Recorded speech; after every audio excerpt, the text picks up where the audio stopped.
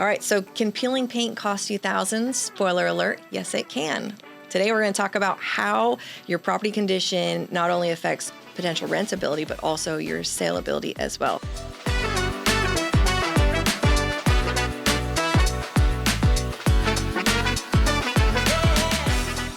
Glynn, let's talk about the difference between preparing a house not only for sale, but also for rent, because there's different worlds. We both need.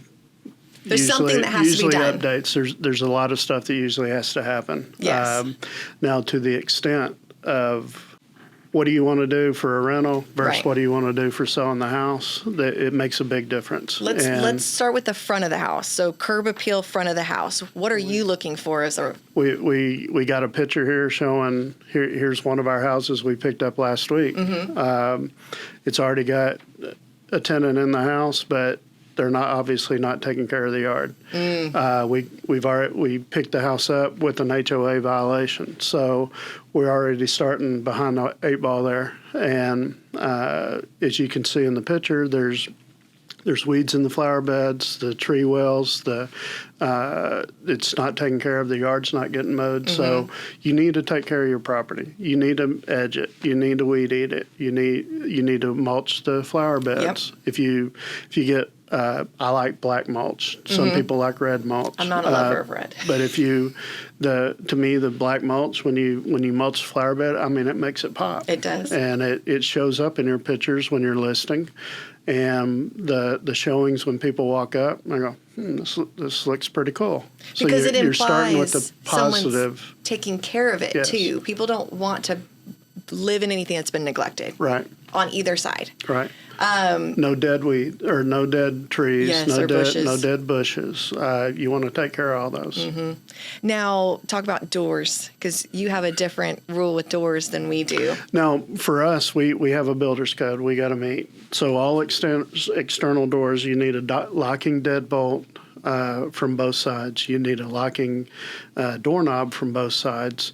You need a keyless lock that only locks from the inside, and then you need a peephole. And this is on all external doors. So you're looking at the front door, back door, garage door, and that you need to do that. If the door has glass has a glass panel or it has glass on the sides, you don't have to do the peephole. Makes sense. You need to do all that because 3 or 4 in the morning when somebody knocks on your garage door, you need to be able to know who it is. You need to know who it is. You don't want to open the garage door because garage doors can open up by themselves, and you want to be safe. So our doors are that way. You get a lot of doors with fingerprint grease or grime all around the doorknobs. Yep. You need to make sure those get cleaned. If you can't clean it off with a good cleaner, then you need to paint the door. Yep.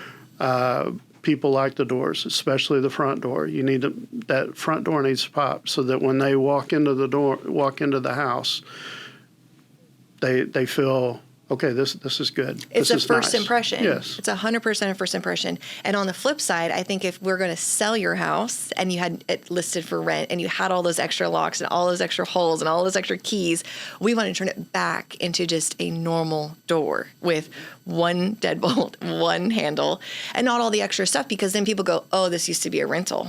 And then they start looking up the history and they want to know how many times it's been rented, because that can affect your saleability too. So we want to make sure we bring it back to the standard of a single family home that hasn't been rented for a long time. Hadn't thought of that. It's the little details. Because that's what I do when I'm showing a home. If I see all those locks, people go, why are there so many locks? Maybe they've never rented before and they don't understand. Right. And we go, yeah, we're going to look at the history and see how many turnovers it had and how many people have lived in this home in the past. So if you can bring it back up to scale and the standard of just what people normally expect, they're not going to ask any more questions. Right. When it comes to actual curb appeal, I think it doesn't have to be a full landscaping rehaul. It just has to look trimmed up and debris and all that. Take care of it. We like to see a little bit more on our end. Washed windows is another big thing we'd like to see when we're listing a house for sale. When you're renting it out, no one really cares. We don't deal with that. No, not at all. But we want to see it. We want to power wash. You probably don't power wash at all. We're telling them to power wash the front and back because it's a showcase to the front, and usually a lot of times some agents will always put the outdoor picture up front and maybe not a beautiful kitchen or something else Right. instead. So if it doesn't look great or you have foggy windows, Yep. it's not great. Now, we deal with a lot of foggy windows. Yes. And most owners, it's a rental. They don't want to spend the money. Yep. So we leave them alone. But that's the owner's decision. Well, and when we're working with sellers, that's considered an upgrade. So if that Yes. comes up in inspections, you're asking the seller to upgrade the house. And if you ask them just to replace the panes of glass, know that any true window person will tell you replacing the panes is Doesn't only going to work. just come back later. So you might as well save that money and replace the whole window unit because it's compromised. So just side note on that. So we're in the house. Let's talk about condition of the house inside. What are some of the things inside the property that can really hurt rentability? Got a few pictures here. You can see here the carpet on this property here. I mean, this is an owner that actually moved out of this house, and it got Pets, off of probably. stains. I don't know what they were, but the stains are pretty bad in those situations. Right now, carpet and laminate pricing are pretty close to each other. Right. It's worth the extra money to go ahead and put laminate flooring in, because carpet with rentals, you have to change it out every 5 to 7 years. So Now, are we talking peel and stick laminate that you grew up with in the 80s, or do we have nice laminate now? They got nice Yes. engineered laminate, Yep. or even engineered tiled floor. You got to get down on your hands and knees and fiddle with it to tell that this isn't wood. Right. It's come a long way. It's nice. It's It nice. is. Carpet, number one, that's the first thing I look at. Then we go around looking at the walls. Yes. Every bedroom, you always have the grease going across the back of the wall where people rested their heads. Yep. Every doorway with their hands run Every doorway across. with the hands. It's not even just kids, right? It's adults. Adults do this too. Yeah, but kids on a Sharpie can go crazy. Yes. So we do a lot of painting. Mm-hmm. We try to paint one wall, not the entire room. Yes. That That is not something you do when you sell your house. You paint the whole room. But for renting, it makes a lot of sense. But you're not just a looking at- touch-up, though, because touch-up you can see, Yeah, right? Yeah. Touch up, you basically paint a basketball on the wall. Right. You can see it. Yes. But for us, the cost is I'd rather spend $150 to do one wall Yep. versus $500 to do the whole room, which you would I'm wanna making you do that. Yes. Yes. We're looking at the walls. We're looking at the yard. We're looking at what do you smell when you walk in? We've had many with curry smell. Mm-hmm. It takes a long time to get that out. Yes. You have pets. Yep. If you have pets in there. Cats. Oh, my goodness. The good thing, if you're replacing the carpet, you're getting rid of that cat smell. Yep. Or the dog smell. Yep. And now you're getting more towards more of the legalized marijuana. You can smell dope. Mm-hmm. We've had a couple houses where we use ionizers to clean the air out. Right.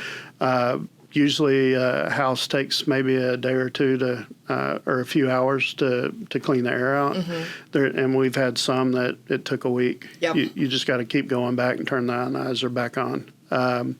But you do not want to open that door and you get hit with the smell. Because I know they turn right back with around. our people, no, I think we'll leave. Yep. And we have people wouldn't even go over the threshold. Yep. Well, especially if they're those are the main things. allergic to pets too. That's a really tough one, and it's usually something you can't see in photos. So they might fall in love with the house, and the moment they walk in, it's a deal breaker for them because you can't smell in photos. And we have some owners that highly allergic to cats, but they're okay with dogs. Yep. So you definitely gotta play that game with them. Yes. And also one thing you got to worry about on our end, you don't have to worry about is what is a pet? Is the pet a service animal? You got to treat it differently. Is it ESA animal? You got to do it differently. Or is it just a pet?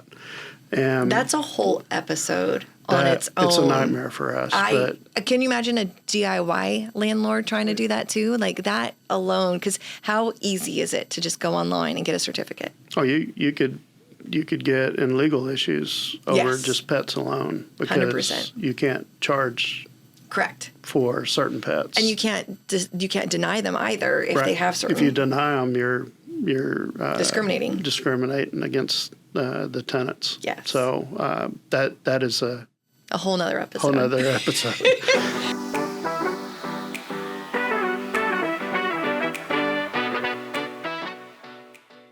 When life hits hard, late payments, medical bills, job loss, or even the need to move quickly, many homeowners feel trapped. The fastest way out seems to be selling to a cash investor, but that means giving your home away for pennies on the dollar. You don't have to do that. Nearly half of homeowners today are equity rich, and that value belongs to you. With our One Move program, you can unlock that equity immediately, get cash in hand now, and still share in the upside when your home resells. Or, if you'd rather, we'll shop your property to multiple cash buyers so you can choose the best offer instead of settling for one low bid. Go to donedealoffers.com and discover the smarter way to get cash fast without losing the equity you've worked so hard to build. To those who take the risk, who bet their life savings, their blood, sweat, and tears on a rental property to make a nice place for someone to live and a nice living for themselves. To those who get this call or no call at all. To those who keep adding more properties, it will all be worth it for you and for them. You care about preserving your investments. So do we. Real Property Management.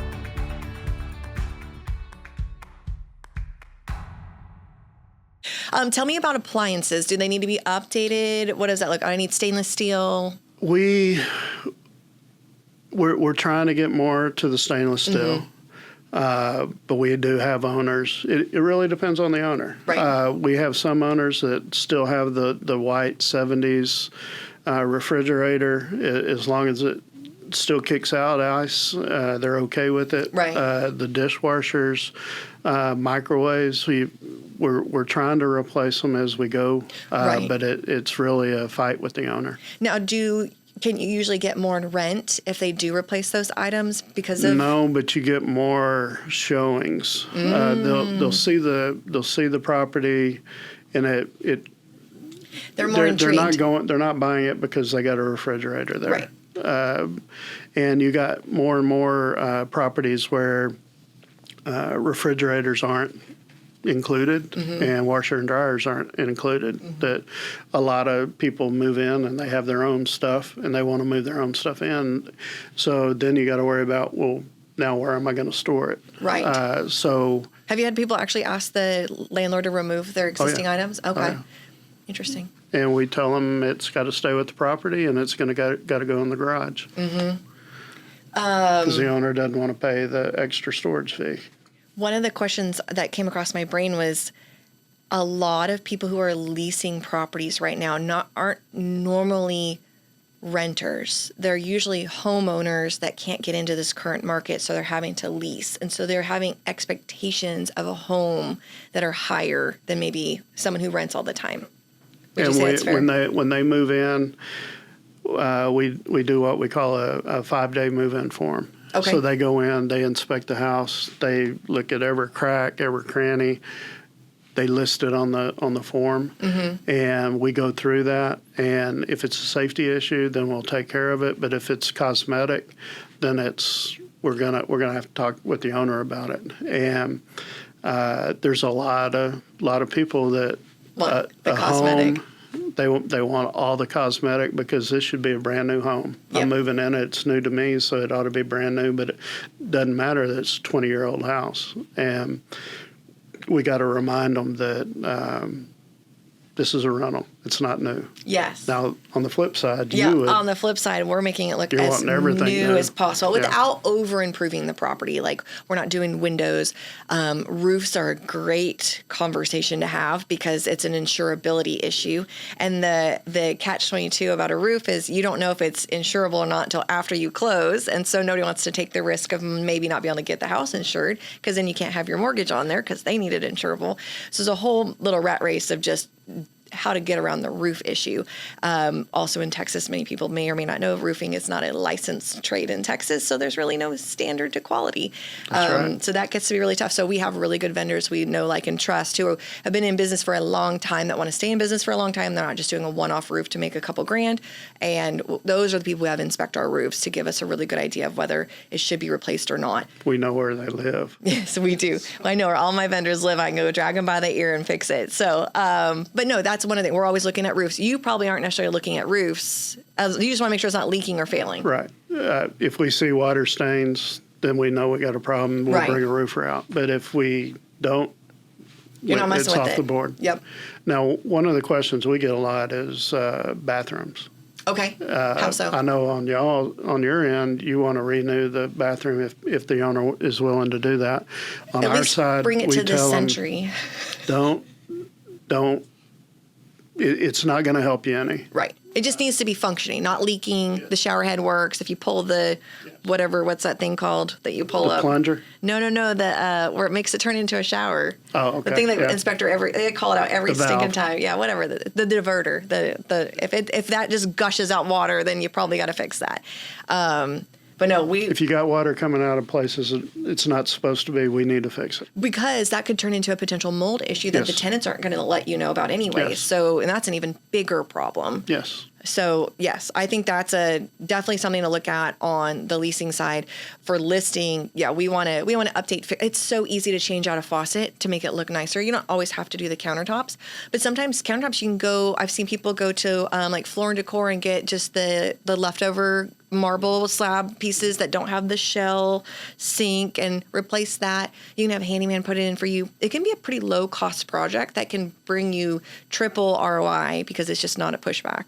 But if you do it sloppily, then Yes. it's going to cost you. Well, we have an in-house handyman, so we try to do everything with our handyman service, and we wouldn't change out a countertop, but we may change out.